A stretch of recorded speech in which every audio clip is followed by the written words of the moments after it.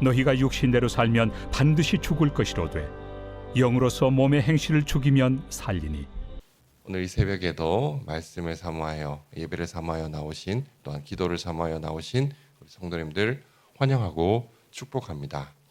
오늘은 제가 좀 요즘 고민을 하고 있는 주제를 가지고 성도님들과 말씀을 나누기를 원합니다.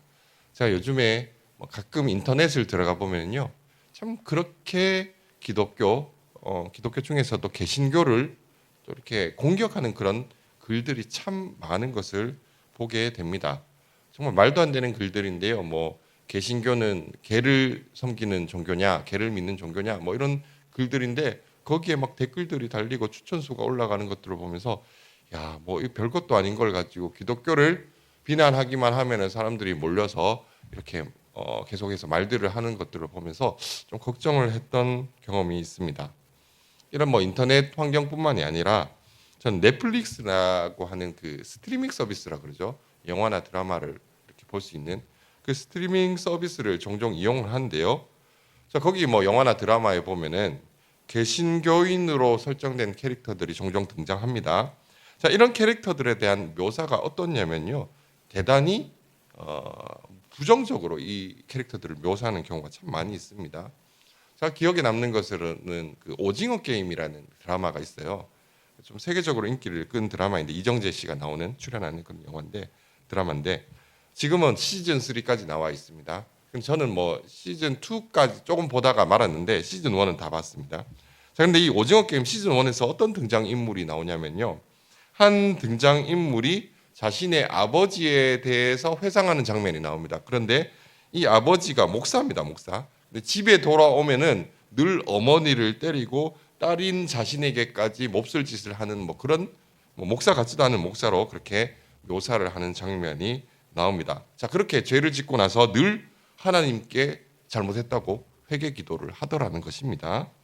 그리고 또 한 등장인물은 어떤 인물이냐면 계속해서 중얼중얼 기도를 하는데 다른 사람들에게 온갖 민폐를 끼칠 뿐만 아니라 다른 사람들을 죽임으로써 자신이 살게 되었을 때 하나님, 제가 살아서 감사합니다, 이런 말도 안 되는 그런 인물로 등장하는 그런 캐릭터도 있습니다. 그리고 또 한 인물은 어떤 인물이냐면 주인공이 길에 쓰러져 있는데 주인공의 안부는 관심도 없고 그 주인공의 얼굴에다 대고 예수님 믿으세요라고 하는 그런 모습으로 등장을 합니다.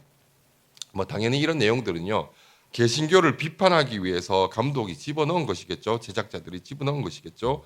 자, 그런데 정말 안타까운 사실은요, 이 영화를 본 대부분의 사람들이 개신교인에 대한 이런 묘사에 대해서 별다른 문제 제기를 하지 않는다라는 것입니다. 오히려 개신교인들은 실제로는 더 악랄하다고 이야기하는 사람들도 있었습니다. 참 우리 개신교인들 입장에서는요, 억울한 점이 참 많습니다. 실제로 우리가 그렇게까지 악한 사람들인가라는 생각이 먼저 듭니다. 사실 대부분의 개신교인들은요, 죄 안 짓고 살려고 나름대로 발버둥 치고 있는 사람들 아니겠습니까?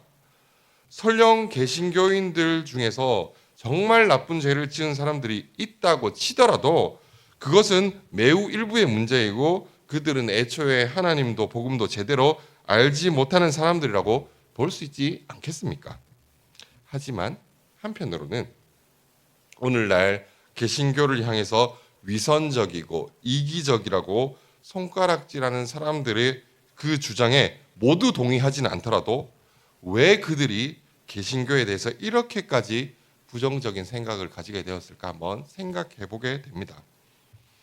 예수님께서는 성도들을 향해서 너희는 세상의 빛이라고 말씀하시며 그러니까 세상 사람들이 너희의 착한 행실을 보고 하늘에 계신 너희 아버지께 영광을 돌리게 하라고 말씀을 하셨습니다. 자, 그런데 오히려 기독교인들이 세상 사람들에게 도덕적으로 비난을 받고 있는 것이 요즘의 현실입니다. 이런 비난의 가장 주된 요인은 거룩함을 부르짖는 교회와 성도들이 실제로는 그렇게 살지 못하기 때문일 것입니다. 결정적으로 기독교인이라고 하면서 오히려 세상 사람들보다 더 많은 죄, 더 큰 죄를 짓는 사람들이 분명히 있고 이런 일들이 여러 매체를 통해 알려지면서 세상 사람들은 더욱 교회에 실망하게 되고 교회가 세상으로부터 비난과 조롱을 받게 된 것입니다. 앞서 말씀드린 것처럼 기독교인들이라고 하면서 흉악한 범죄를 저지르는 사람들은 하나님도 복음도 알지 못하는 사람들이며, 그런 흉악한 죄는 대다수의 기독교인과는 상관없는 일이라고 생각하기 쉽습니다. 예를 들어 이런 사건처럼 말입니다. 오래전에 있었던 일인데요. 교계에 엄청난 힘을 가진 한 유명한 목사가 성도의 부인을 빼앗기 위해서 다른 사람을 시켜서 그 남편 성도를 죽여버린 사건이 있었습니다. 그리고 자신의 제왕적인 위치와 힘을 이용해서 그 부인을 자기 아내로 만들어버린 사건 말입니다. 이런 짓을 한 목사는 이름만 목사지 당연히 하나님도 알지 못하고 성경도 제대로 알지 못하는 사람이 분명할 것입니다. 여기에 계신 성도님들은 그 사람이 누군지 알고 계실 것입니다. 그 사람이 누구죠? 바로 다윗이죠. 다윗은요, 하나님 그 사도행전의 표현을 빌리자면 그는 선지자였습니다. 뿐만 아니라 하나님께서 맡겨주신 양들을 목양하는 목자였죠. 이렇게 하나님의 마음에 맞는 자라 불리는 다윗조차도 죄 앞에서 무너졌습니다. 성도님들, 이 죄의 문제는요, 결코 가볍게 볼 문제가 아닙니다. 예수 그리스도를 구주로 믿는 저와 성도님들 안에도 여전히 죄의 본성은 남아 있습니다. 그리고 이 죄는 저와 성도님들의 마음을 타락시키는 것에 만족하는 것이 아니라 언제라도 우리를 완전히 지배하기 위해 꿈틀거리고 있습니다. 그래서 존 오웬이라는 사람은요, 죄에 대해서 이렇게 말합니다. 죄는 항상 최고를 목표로 한다. 이 말이 뜻하는 것은요, 죄는 적당히 짓다가 맘먹으면 그만둘 수 있는 것이 결코 아니라는 것입니다. 하나님께서 우리에게 완전한 거룩을 요구하시는 것과 반대로 죄는 우리를 완전히 넘어뜨리고 파멸시키기 전까지 결코 쉬지 않을 것입니다. 우리는 이 죄의 문제를요, 진지하게 대면할 필요가 있습니다. 그래서 오늘 본문 로마서 8장 13절의 말씀을 통해서 우리 안에 여전히 살아서 지금도 우리를 넘어뜨리기 위해 호시탐탐 기회를 엿보는 죄가 어떤 놈인지를 좀 살펴보고, 이 죄를 이기기 위해서 우리가 어떻게 해야 되는지를 좀 살펴보려고 합니다. 로마서 8장 13절은 이렇게 말씀하고 있습니다. 너희가 육신대로 살면 반드시 죽을 것이로되 영으로서 몸의 행실을 죽이면 살리니. 이 말씀에서 너희가 육신대로 살면 반드시 죽을 것이다 라고 말씀합니다. 여기서 말하는 육신대로 사는 것은 육신대로 생각하는 것, 육신이 원하는 욕심대로 사는 것을 의미합니다. 자, 이것에 대해서 갈라디아서 5장 17절에서는요, 육신의 소욕이라고 표현을 하고 있습니다. 자, 육신의 생각대로 사는 것, 육신의 욕심대로 사는 것이 문제가 되는 이유는요, 그렇게 살았을 때는 반드시 죽게 되기 때문입니다. 왜 육신의 욕심대로 살면 죽을 수밖에 없는지 그 이유가 오늘 본문 위쪽에 있는 로마서 8장 7절에 잘 나와 있습니다. 제가 그 로마서 8장 7절을 읽어드리겠습니다. 육신의 생각은 하나님과 원수가 되나니 이는 하나님의 법에 굴복하지 아니할 뿐 아니라 할 수도 없습니다. 자, 이렇게 육신의 생각대로 살게 되면요, 하나님의 법대로 살 수가 없습니다.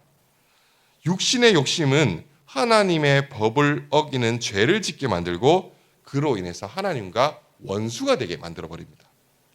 야고보서 1장 15절에서는 다음과 같이 말씀하고 있습니다. 욕심이 잉태한 즉 죄를 낳고 죄가 장성한 즉 사망을 낳느니라. 욕심의 끝은 사망입니다.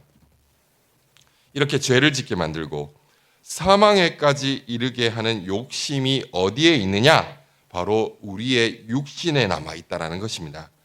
이렇게 우리 육신 안에 남아서 죄를 짓게 만드는 이 욕심을 다른 말로 죄의 본성이라 할 수 있습니다. 자, 그런데 좀 이상하지 않습니까? 고린도후서 5장 17절을 보시면요, 그리스도 안에 있는 우리는 새로운 피조물이다 라고 말씀을 하십니다. 오늘 본문에 있는 로마서 8장의 2절을 보시면요, 거기서도 그리스도 예수 안에 있는 생명의 성령의 법이 죄와 사망의 법에서 너를 해방하였다라고 선언하고 있습니다. 자, 이렇게 우리는 완전히 새로운 피조물이고 우리는 죄의 법으로부터 해방되었는데 왜 우리 육신 속에는 여전히 죄의 본성이 남아 있는 것일까요? 분명히 예수님께서는 우리를 죄에서 자유롭게 해 주셨고 성령님을 통해 지금도 죄를 이길 수 있는 능력을 우리에게 주십니다. 우리는 분명히 영적으로 완전히 새롭게 창조되었습니다. 자, 하지만 우리가 여전히 이 땅에서 육신을 입고 살아가는 동안 이 육신에 대해서 바울은 빌립보서 3장에서 무엇이라 얘기하냐면요. 낮은 몸이라고 합니다. 낮은 몸. 이렇게 죄를 지을 수밖에 없는 낮은 몸을 입고 살아가는 동안에는 육신의 법이 여전히 우리를 다스리려 하고 있습니다. 그래서 우리는요, 새롭게 주어진 성령의 법으로 이 육신의 법과 싸우는 싸움을 계속할 수밖에 없습니다. 우리는 죽을 때까지 죄와 싸워야 합니다. 그렇다면 우리 안에 있는 그리스도께서 주신 성령의 법과 육신의 법이 이렇게 같이 공존하고 있는데 이 두 개 중에서 우리가 따라야 할 법은 당연히 성령의 법이겠죠. 자, 그리고 생명의 성령의 법이 죄와 사망의 법을 이겼기 때문에 육신의 법이 아닌 성령의 법을 따르는 일은 우리에게 있어서 그리 어렵지 않을 것입니다. 어렵지 않아야 정상일 것 같은데 실제로는 육신의 법을 이기기가 왜 이렇게 힘이 드는 것일까요? 우리만 힘든 게 아니라 로마서 7장 22절에서 23절에서 바울조차 무엇이라고 고백합니까? 내 속사람으로는 하나님의 법을 즐거워하되 내 지체 속에 한 다른 법이 내 마음의 법과 싸워 내 지체 속에 있는 죄의 법으로 나를 사로잡는 것을 보는도다. 우리의 마음으로는요, 하나님의 법을 따르기를 원하지만 죄의 법이 펄떡펄떡 살아서 우리로 하여금 지금도 죄의 법으로 끌고 갑니다. 그때 우리는 정말 대항할 수 있는 방법이 없는 것일까요? 우리는 죄의 법 앞에서 무력하게 질 수밖에 없을까요? 그렇지 않습니다. 오늘 본문인 로마서 8장 13절을 저와 성도님들이 다시 한번 읽어보기를 원합니다. 함께 읽겠습니다. 너희가 육신대로 살면 반드시 죽을 것이로되 영으로서 몸의 행실을 죽이면 살리니. 자, 우리가 육신대로 살면 죽을 수밖에 없지만 우리가 살 수 있는 방법, 승리할 수 있는 방법이 딱 한 가지 있습니다. 그것은 바로 영으로서 몸의 행실을 죽이면 살 수 있습니다. 여기서 영으로서 몸의 행실을 죽이면 산다라고 했는데요. 이 말씀을 사람들이 너무나 많이 오해를 해왔습니다. 사람들이 이 말씀을 보면서 어디에 강조점을 뒀냐면요. 몸의 행실을 죽이면 사는구나. 그렇다면 몸의 행실을 죽여야지라고 몸의 행실을 죽이는 그 부분에 강조점을 두고 노력을 했습니다. 그래서 사람들이 선택한 방법들이 무엇이냐면요. 바로 고행, 금식, 수도, 훈련, 서약과 같은 방법으로 우리의 몸의 행실을 죽이려 노력했다라는 것입니다. 하지만 이런 것들로는요, 죄를 죽일 수 없는데요.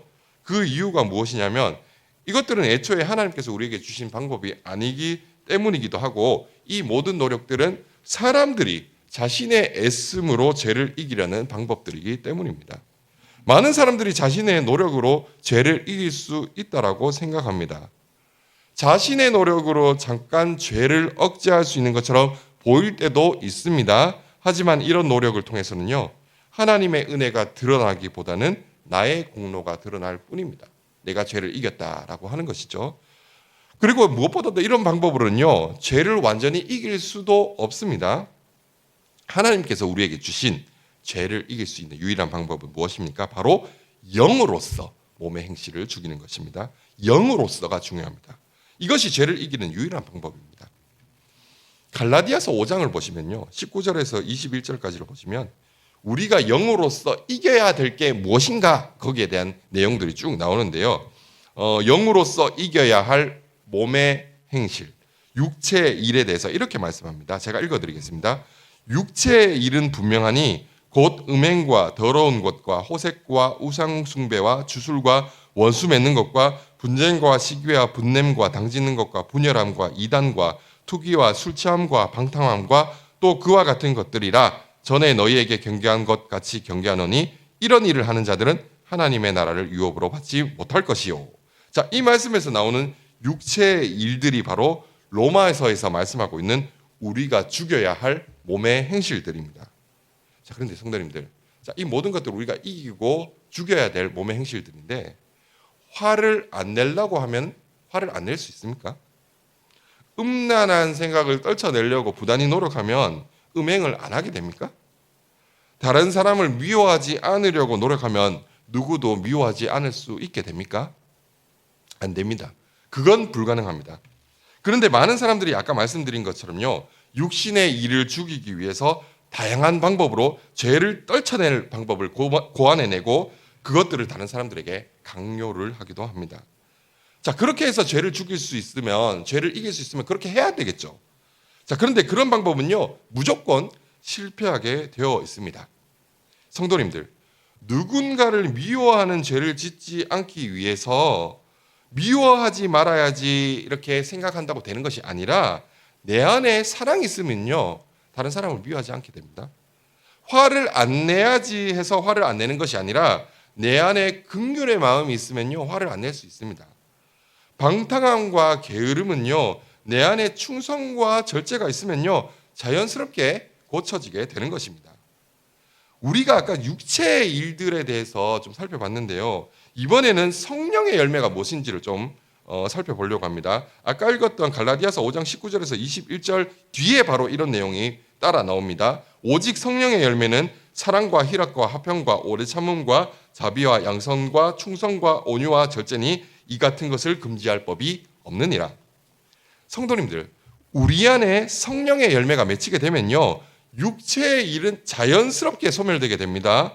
이것은 마치 빛이 비추면 어둠이 물러나게 되는 것과 같은 이치입니다. 따라서 우리가 죄를 이기는 유일한 방법은 우리 안에 이런 성령의 열매가 맺히도록 성령님을 의지하는 것뿐입니다. 영으로서 몸의 행실을 죽인다라는 것의 의미는요, 우리 안에서 성령님께서 마음껏 역사하시도록 우리의 몸과 마음을 내어드리는 것을 의미합니다. 그리고 이것을요, 우리는 성령 충만이라고 부르는 것입니다. 이렇게 성령님께 자신의 모든 삶의 주도권을 내어 맡긴 사람들에게 성령의 열매가 맺히게 되고 죄를 이길 수 있게 되는 것입니다. 자, 그렇다면 우리는 어떻게 성령 충만을 받을 수 있을까요? 그 방법은요, 말씀과 기도뿐입니다.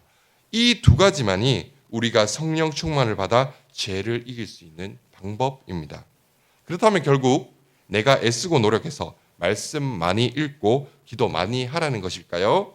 여기서 기억해야 될 한 가지 중요한 사실이 있는데요, 우리가 말씀을 읽고 깨닫고 기도를 하게 하는 것조차 성령님께서 하시는 일이라는 것입니다.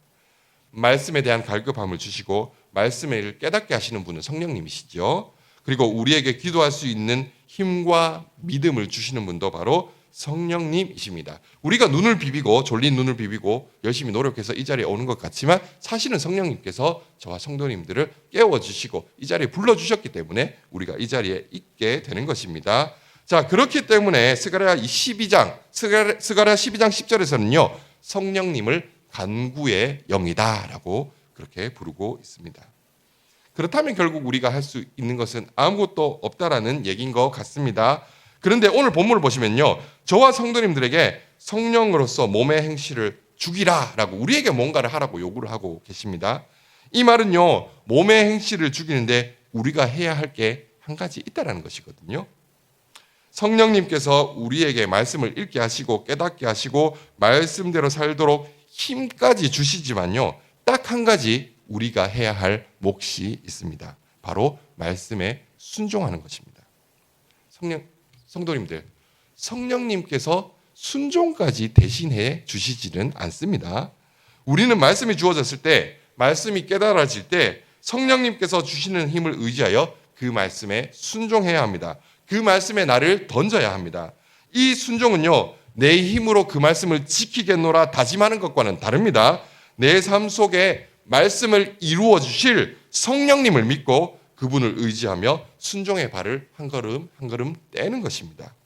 이런 사람에 대해서 갈라디아서 5장 25절에서는 이렇게 말씀하고 있습니다. 만일 우리가 성령으로 살면 또한 성령으로 행할지니. 여기서 성령으로 사는 사람은 성령으로 행한다라고 이야기를 하는데요. 성령으로 행한다는 뜻은요, 성령님 곁에 서서 걸어간다라는 뜻입니다. 성령님, 오늘도 나에게 말씀해 주세요. 성령님, 오늘도 나와 함께 하시며 도와주세요.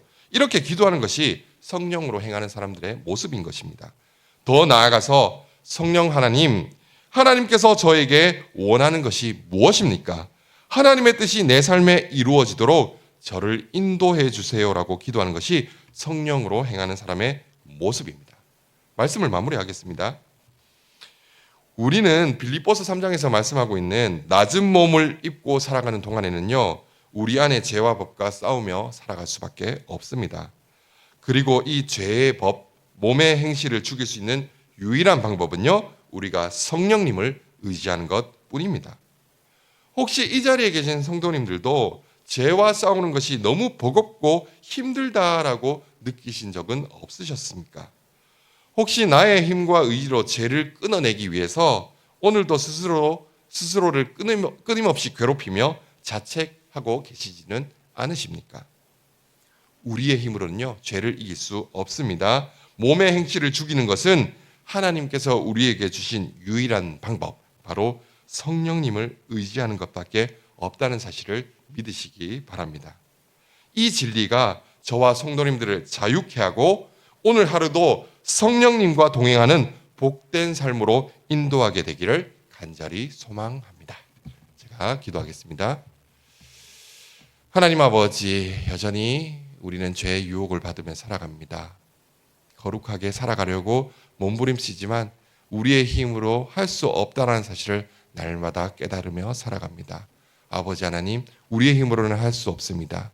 그러나 예수 그리스도의 영이신 성령님께서 우리와 함께 하시며 우리를 위해 기도하시며 우리가 죄를 이길 수 있는 힘을 공급하여 주시는 줄 믿습니다. 그 성령님을 의지하며 오늘 하루 살아갑니다. 성령 하나님, 우리가 하나님의 뜻을 이루며 살아갈 수 있도록 오늘도 우리와 동행하여 주시옵소서. 그 성령님을 간절히 의지하고 그 성령님이 우리의 소망이 되게 하여 주시옵소서. 이 모든 말씀 예수님의 이름으로 기도드리옵나이다. 아멘.